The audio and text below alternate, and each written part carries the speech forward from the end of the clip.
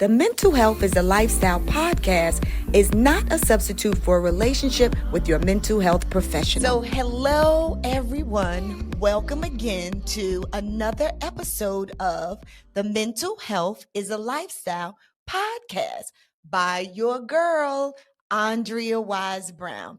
And today, family, we have a new brother with us. Can I call you my brother, Victor? Absolutely. Please do. Okay, good. So we have another brother with us, and his name is Mr. Victor McGlothin. Perfect. Did I say it right? Yes, except for the Mr. part. Yeah, we good. Oh, okay. So I could just hit you with the Victor? Yeah, please. Okay, good. Okay, family, and let me tell y'all something. This is going to be another great episode. So I'll just start off with, okay, Victor, and let me just show y'all now. For all of the people who are listening on the podcast, you can't see this, but you can always go to YouTube to see it. But this is Victor's book, just to give you a visual. And the name of the book is Rules for Slaying the Dating Game: How to Reach Your Relationship Goals. Okay, Victor. So before we get started, let me take care of business because I want to introduce you properly to the family. Okay. But before I do that, family, you already know. And even if you're new to the family, because if you're part of the family, you've already done this. But what I need you to do is to click this little bell, and I need you to subscribe to the podcast. I need you to like the podcast, and I need you to share the podcast. And if you feel froggy, then jump and leave a comment. Leave a comment down and tell us if you like it, if you don't, or if you want us to follow up with some questions. Okay? All right. So yeah, that's what I want. Make your journey here purposeful. Come on, subscribe. Okay. So now what I'm going to do is I am going to read Victor's bio. This is just for us to ask you a little bit, We can dig deep. Okay. Well, I love to go deep, but I just want to start off with just a little dip the toe in the pool. Okay. We're going to dip the toe in. Okay. So Victor McGlothin is a national best-selling writer. His novels, film, and television projects have resonated with a diverse audience. Victor's works often delve into themes of love, family, and relationships, making his work relatable and thought-provoking. Victor is not a licensed therapist. He is, however, a public speaker, a blogger, and advocate for healthy, successful relationships. That's an amen right there. Come on. That's Amen. Right. Thank you very much. And I just want to give a little background before you get started. Yes.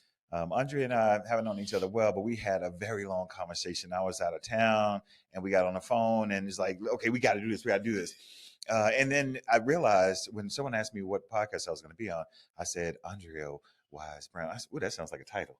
That sounds like a title all by itself. Oh. So yes. Yeah. So I had to say it slow like that because it means that much to me. Thank you for having me on the show. We're going to have a great time.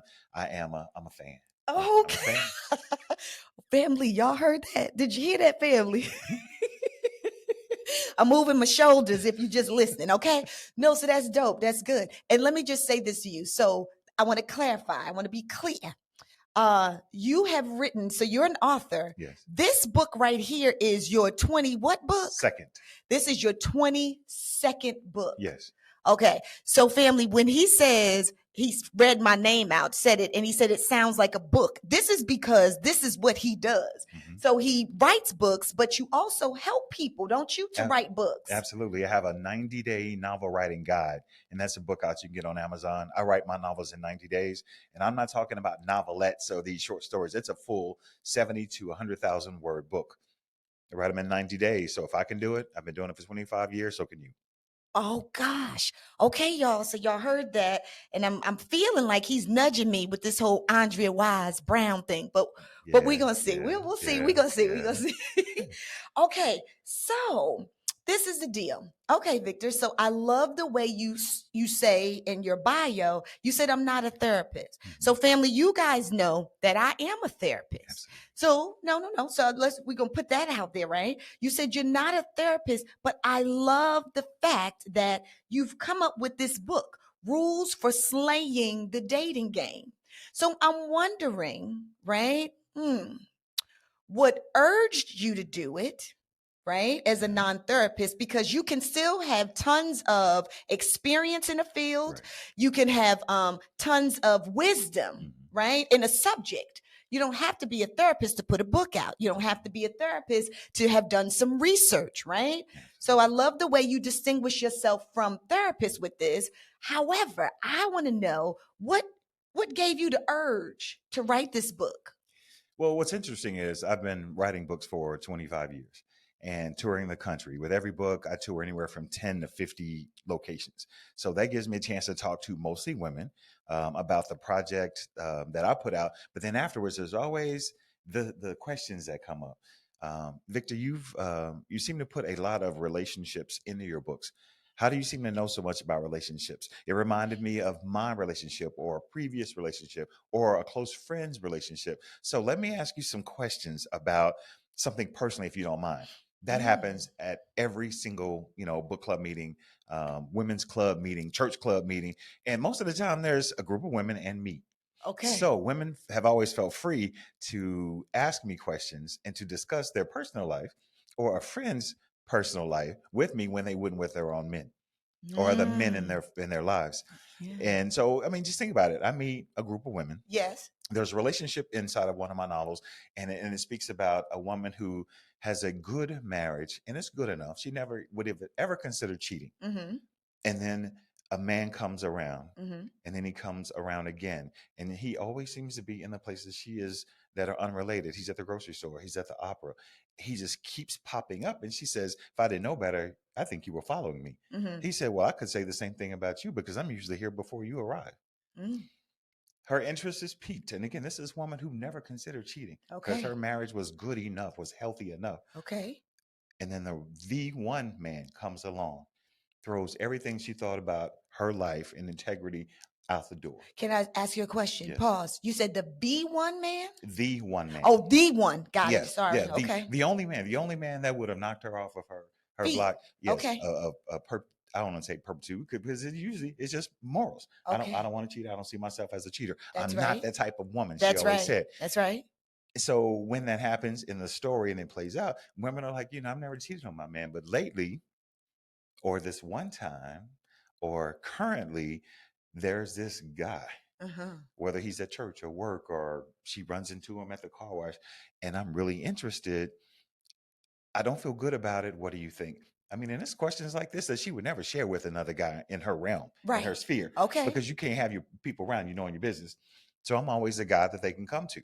And I've been doing it for 25 years. So to answer your question, I've been in conversations with women, single and groups of women, about relationships, the nuances, the details that really can't talk to unless you talk to a therapist or unless you talk to someone else that has a lot of experience, like you just said. And I just happen to be that guy for a very long time for a lot of women. I'm talking thousands of women. I got you. So at the last year, I said, I need to put this in a book because I'm not touring as much as I used to. And I'm seeing a lot of men and women with podcasts and just or TikTok videos have a lot to say. A lot. Right. A lot. And some of it's good, some's valuable, some of it's like, really? But I always say I have something to offer. Haven't put a lot of videos together, but I put a lot of books together. So I said, I need to put this in a book. And all of the things that women have been asking me over the years, now I get a chance to share without having to be there. Oh, this is good. Yeah. So that's why I wrote this book. Okay, family, this is good. This is going to be juicy. We about to get into this. So this is so good. And so he's going to share these things with us. These are rules, and these rules are for women. Yeah, they are. These are for you women who are in the dating game. These are for you women. And so, nope, because what this just made me think. So what about the guys out there who are like, are you a traitor? Are you being a traitor? Are you trying to give them the skinny on figuring us out before we even get to meet them?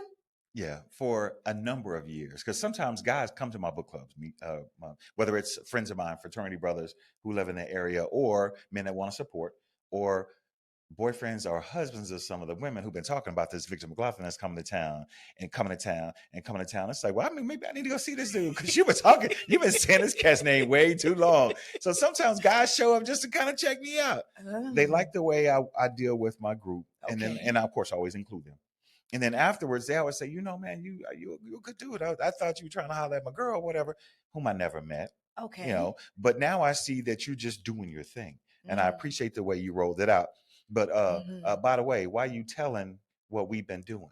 Why are you sharing our secrets? And I told him I'm an advocate for healthy relationships with men and women. Okay. That's what I do. I don't feel like I'm spilling the beans because most women know it anyway. But one of the most profound things I've ever heard a woman say is if we like a man enough, he doesn't have to lie to us. We'll lie to ourselves.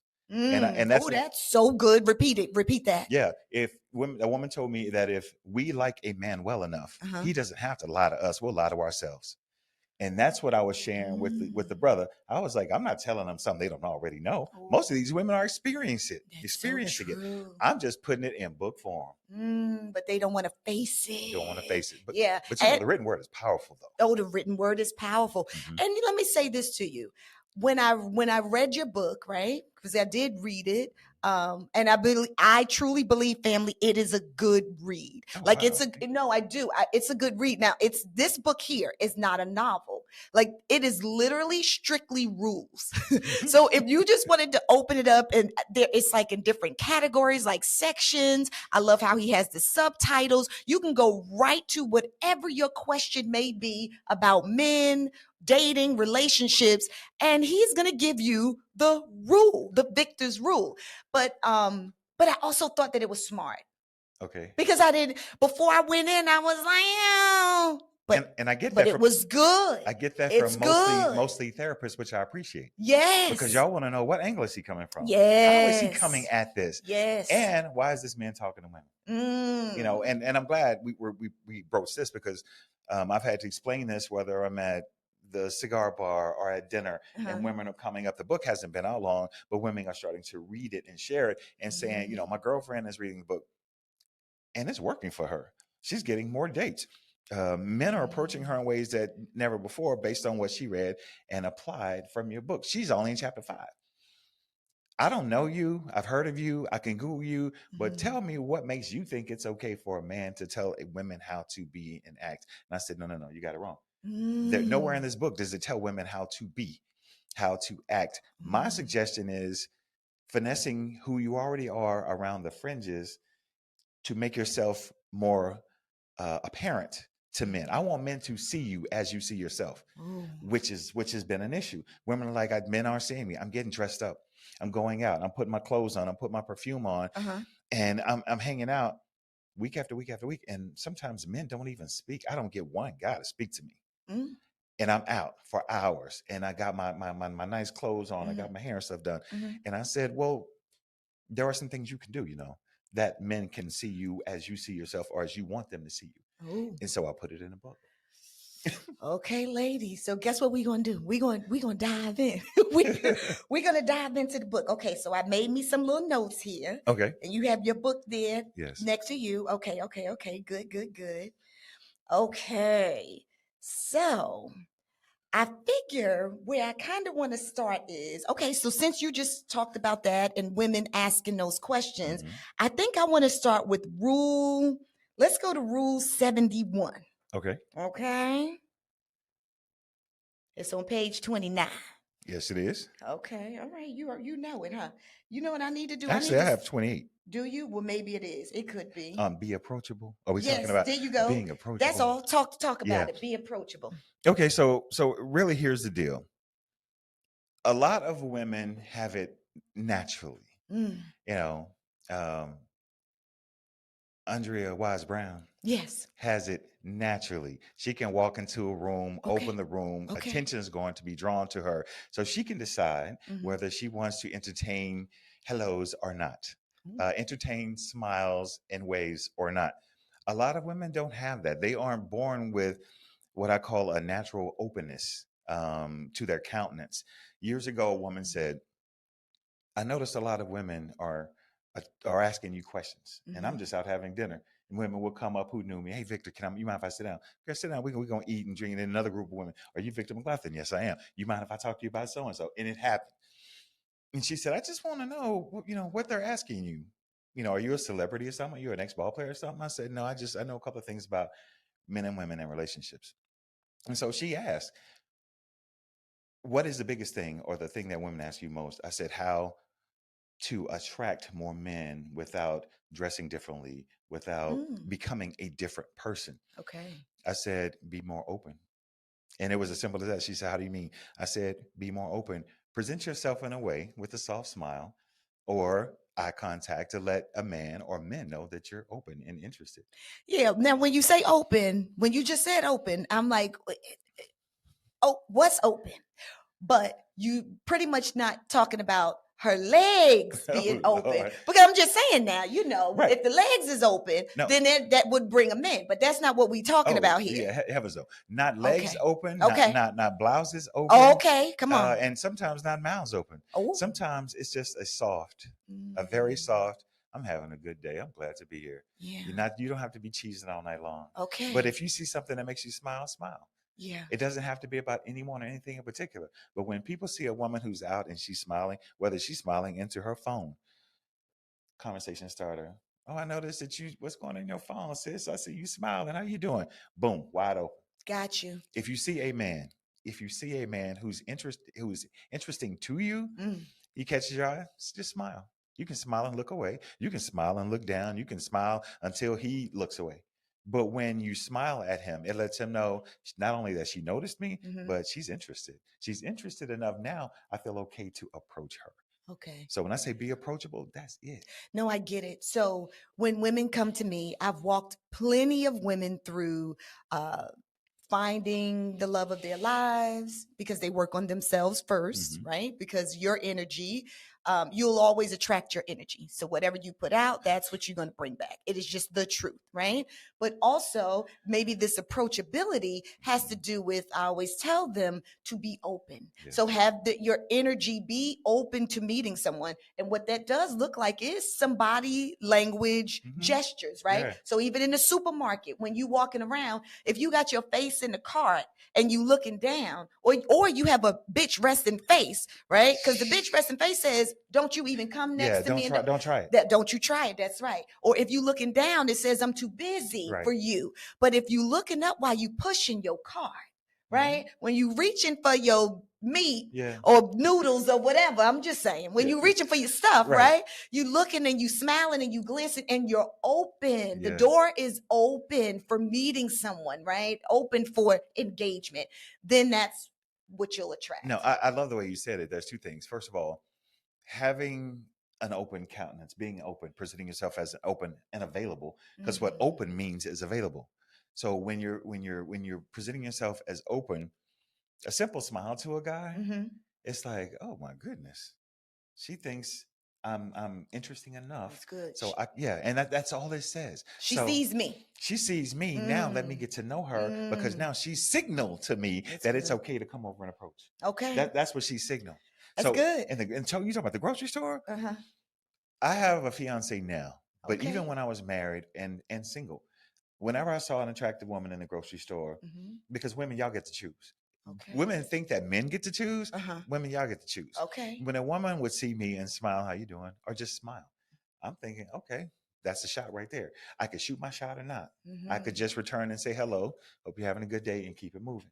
But it opened the door. It opened the realm of possibilities. That's what keeping it open does. Okay. All right. Okay. So Victor's telling you ladies, this is what men are thinking. And so let's be more open. Okay. So we're going on to another rule. Okay. So we're going to so this is the thing. Nowadays, online dating is one of the ways to find your person. Yes. Okay? It's one of the ways. Now, I always tell clients, it is not every way. But it is one of the ways, right? Because I still do believe in seeing people in person, like we talked about the grocery store, you know, in the mall or at the church house or through other friends. I do believe that that works, or at restaurants. However, online dating, because there is some success in having long-term relationships, marriages, healthy relationships after meeting online. But you have some rules. Yes, I do. Okay, so let's give these ladies some of these rules. Okay. All right. So go ahead. You can start where you want, but I was at 189. And that's rule number 189? Rule number 189. I like this. Do you really? Yes, no, I do. This is the first time I've had a chance to, because most people invite you on the show and really haven't read the book. Oh, so you have to carry the entire thing. Okay, so so rule 189 says trust your instincts. Hey, family, come on over here because I have something for you. Starting off with a go-to guide for keeping your minds healthy and strong. This right here is the Bible to mental health. It's your mental health Bible. The name of it is 6 Pillars to Power Up Your Mind and Make Mental Health a Lifestyle. Everything that you need to know about keeping your minds healthy and strong is in this go-to guide. Where you get it from? Well, you get it from awisebrown.com/shop. But in this go-to guide, honey, in this mental health Bible, you know what you're going to find out?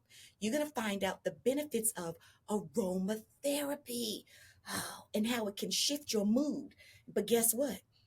You don't have to go any place else to look for your aromatherapy because your girls got you, okay? You can get some aromatherapy here. This is aromatherapy is in this candle. This is called a slice of happiness. It makes me tingle, like literally makes me tingle. A slice of happiness. This is a cruelty-free candle with no parabens, no formaldehyde, and no known suspected carcinogenics. Now, you know, you go out here and you find these candles that smell good, but are they good for you? Are they good for your brain? Come on now, get real with yourself. Well, this one smells delicious and it's good for you. Made with essential oils. It's a soy candle. Amazing. You can burn it or you can just walk by and smell it. Lord have mercy, it's so good. Okay, so that's your candle, your aromatherapy, which raises the dopamine in your brain. That's your natural feel good neurotransmitters in your brain. All right, y'all. And I'm a part of you. You're a part of me. We are a family.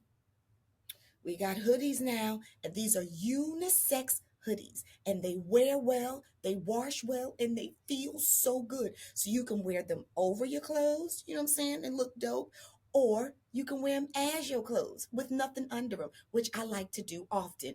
And when you travel everywhere, I mean, every time I wear them, I'm moving around. People are always asking me whether I'm traveling, going to the supermarket. What's that? Who's that? And I'm like, mental health is a lifestyle. Because see, this is on the back. Okay, they come in white and they come in black.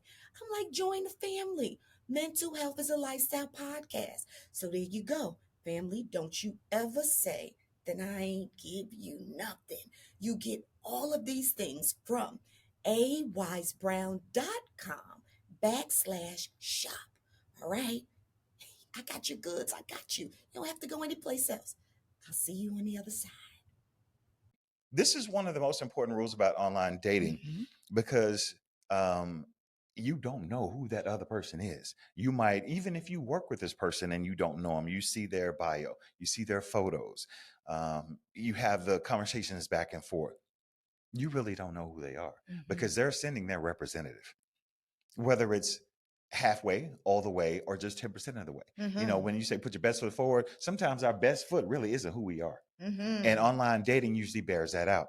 I've never tried it, but I had to create. Wait. So you've never tried online dating? I've never tried it, but what I had to, while I was writing this book, I got you. I had to create, I don't want to say a catfish profile, but I had to create a faux profile because I wanted to see how it worked. I had people who've been very successful. Okay. And people who have fallen flat. People said, I'll never do it again. So everything on the spectrum. from I love it to people got to be crazy to think I'm ever going to do that again. So I Okay. created one. And I had an avatar instead of a photo, and people kept telling me you got to put a real photo on there. So I pulled a photo that was older, and I looked much younger, and so I just went with it for about 2 weeks until Okay. people started saying you look like this writer named Victor McGlothin, and then I had to shut it down because people were starting to figure out It was you. yeah, but I said I'm only 6'2". I said I was 6'7". Okay. Said I was much younger. Said I was from another city, and that's when I realized men are attracted to beauty first. I think Of course. Yes. women are attracted to the attributes. Mhm. What they call it, 6'6", Mhm. 6 feet tall, six Mhm. figure, And six six pack. pack. Mhm. Yeah, women were like, okay, can I see more pictures? Can I get a full body? I'm really, God, no, I'm really digging this. Where do you work? How long have you been there? So, and I don't mind individuals who get not only interviewed but auditioned because I Mhm. think that's a part of it. Mhm. But women were coming so hard, and from what I understand, this is how it works. When they find someone that they've swiped and liked, Uh-huh. it goes into I want to know how soon we can get together to know each other to see if you're really the fit I think you are. Okay, wait, this is what women will say. Yes, Okay. women online, women are a lot pushier than I would have imagined. Oh, something just popped in my head. You tell me, and then I'm gonna tell you what some men have told me. Go ahead. Okay, yeah, that women are, like I said, they're all interviewing and auditioning. Yes. And trying to get at the meat of it. Tell me about yourself. Now tell me something else about yourself. Where do you work? What you do? What's your title? And then they go digging into your background online, Oh yeah. looking to see, looking if you have a LinkedIn profile and everything else. So they're trying to figure out how much money you have and how much expendable income you have to spend on them. Okay, all right. So let me say this, right? I could see that. I Okay. could see that. And I would tell any woman out here, clients, family members, that if you meet anybody online, you better look them up. You better do Google. You better do LinkedIn. You better do everything that there is to do. Everything that there is to do, white pages, yellow, whatever it is. Yeah, you need to because you don't need to waste your time. So Oh, let's figure out that's a big one. if this person is a catfish or not, if this person looks like they could be potential or not, right? So the looking up thing, I get that. But this is something that men have told me, and this is in sessions about dating online. So men tell me that they're really frustrated with trying to find a quality woman to date online because they said that women online are just throwing sex at them consistently. Consistently. They say it is so easy now, more than ever before, to get sex. And they say sometimes I am literally, now don't get me wrong, ladies. There are some men out here who are just looking for sex. Right. However, there are some men out here who are looking for maybe a connection, maybe a date, maybe not marriage, but a connection to hang out. And they're not necessarily just looking for sex, especially as soon as they meet you. Right. Most of us are not. Okay. Most All of us are right. not. I want you to talk about that because this has been a complaint that I have heard from men where they say, so this makes them judge a lot of the women who are online because the ones who they've encountered have been dropping the draws immediately. We are going to put you in a box. We're going to put you in the thought box. Come on now. And once we put you in the box, even if we get to know you better and think more highly of you at some point, it's hard to get out that box. What I call it is the box of broken and unusable toys. Once you have a G.I. Joe with the arm missing and you can't find, Evil Knievel's boots, he goes in a box and you consider playing with them every now and then, but you never do. Oh, that is so good. Yeah. So when we downgrade y'all and put y'all in that thought box, it's almost impossible to come out. Just like I don't think men should ever lead with sex when they're dating online. Men should never lead with money. Women should never lead with sex. Oh, that's so good. Because whatever you're putting out there, now you're setting an expectation. Right. And I think because most men know that at some point, especially if we dig you, decide to push the relationship or a situationship forward, spend some time with you outside of being online, we're going to want the real you. We want to connect even before we start talking about sex. When women are saying, yeah, you look like you could throw down or, something of that nature. I like your arms. I like your chest. I see you packing. okay, even if men consider to go past that, you're in the box. You in the thought box. You're in the thought box. Y'all don't be in the thought. You better stay out of that thought box. It's hard to get out. It's hard to get out. Once we have compartmentalized you as a woman, it could take years, if ever, to see you differently. And then guess what? We're gonna tell our boys, oh no, bro. She in the thought box. Yeah, she came at me talking about coochie day one. Right. She got a leg missing and an arm and an army hat missing. She that little toy just over there in that damn thought box. Yeah. Lord have mercy. Don't y'all get in the thought box. Okay, this is good information. Okay. This is good. This is so good. This is so good. Okay. All right. Okay, this is another one. So let's go to 192. Don't be discouraged by rejection. So I'm online dating, and this is for the women out here who are online dating. But then all of a sudden, if they get rejected, you say, don't be discouraged by rejection. Right. For me, rejection tells you something that y'all believe you need to listen to. Well, here's the deal. Not all of us are meant for each other. Oh, that's good. And you have to keep that in mind. You might have, and one of the reasons I came up with this rule, or included this rule, is being a single man, very successful in my 20s. I met a lot of women who were quite a bit, well, I won't say quite a bit, either older or about my age, but mostly older. Okay. Because I was successful early. I was in C-level discussions earlier. And women would say, I know you're 29, 30, you're already a VP at a bank. You know, you got your master's, you don't have any kids. I'd really like to get to know you better, and I want to do A, B, C, and D. And this is the kind of man that, I'd like to have. It came up so often, I found myself saying, this was even before Seinfeld did it. It's not you, it's me. I had to pull that out. And that's in the book too. Yeah, that is. I saw that. I don't know which rule that is, but go ahead. Yes, yeah. So what is it? You are, and I found myself saying an awful lot. You're gonna make someone a wonderful wife. You're gonna make someone a wonderful mate. Just not me.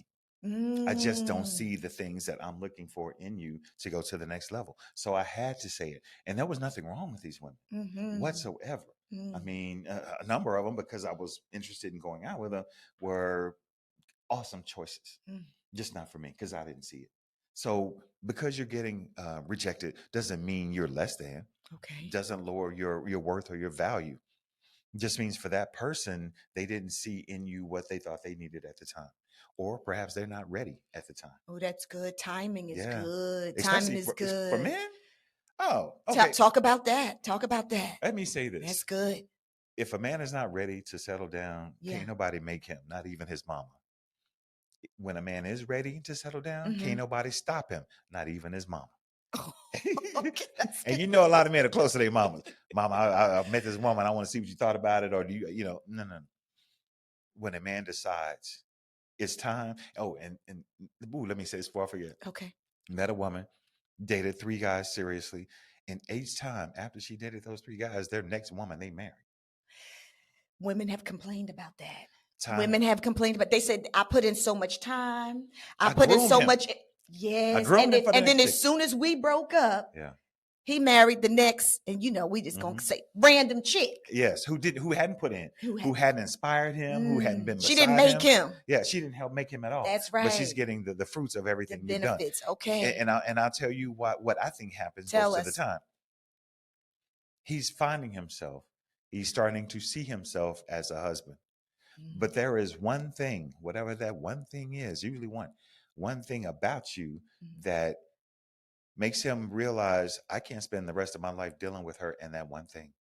So if it's a woman who can't hold accountability, if it's a woman who still likes to hang out with her girlfriends, if it's a woman who puts more time and energy watching reality shows than whatever he wants to do, whatever, can't keep house, whatever that thing is. I love her. I'm crazy about her. But this one thing, I can't deal with it. So what happens was when he gets with that next girl who may not be nearly as qualified or perfect for you, but she don't have that one issue. Oh, Lord. So he's saying she might not have all the other stuff that my ex had, but I don't have to put up with A, B, C, or D. Baby, let's get married. And that's exactly how it happens. Yes. Oh, wow. Okay, that one thing. Well, men, if I don't even know if the men are listening, but if y'all are listening, please go back to the series. I want y'all to go back to the men series where, I am out here working, trying to help men heal. Yeah. Okay. And we're going to, it's six episodes because I want you to find your voice so that you can tell the women in your life what that one thing is. Please. Like, I want you to use your voice because maybe those women don't even know what that thing is. Use your words. Please use your words. Use your words, men, okay? Women usually use their words. Not all of them. This is generally speaking. But men, what I found is they don't really use their words. So I could literally see that same situation happening where they didn't really tell her about that thing, or they may have told her, but they didn't tell her that it was a deal breaker. My words, those are my words. They didn't tell her it was a deal breaker. I'm not happy with you. Yes. I'm not happy in this relationship anymore. Yes. I think we've gone far as I'm tired of fighting about, I'm tired of arguing about. If we have this fight about the same thing one more time, I don't know what I'm going to do. That's that thing. That is that thing. And I think as long as we stay, women say, he's mad. He'll get over it. He always does. I don't have to worry about that because I'm checking the boxes in every other category. So this can't be that big a deal until he's gone. And when the next chick gets him, and she don't have that thing. Now, she may not have everything that you have, right, but she don't have that thing. Right. Which usually happens because he goes back to the woman that he passed on and say, you know what? I missed you and maybe I left prematurely, or maybe I should have put up with whatever that thing was a little longer. Because even though my girl is good, my wife is good, it ain't the same. I don't feel the same about her as I felt about you. The connection is not there. And of course, women say, well, what am I supposed to do with that? Why are you DMing me? Why are you calling me back? You've made another choice. Yeah. So please leave me alone. Yeah. So that happens. And she should say that. Well, not all of them do, but she should. Right. She dang sure should say, brother, please stay over there. Please stay over there, because then you're going to come here. And then when you get here, who knows? One time there may be a thing. You know what I'm saying? Sometimes you got to, but you know what? I'm going to go back to this. Right? What you said earlier, and that is true, and I do believe that, is that everybody isn't for everybody. Yeah. Right? And so it's good. If somebody wants to leave, let them leave.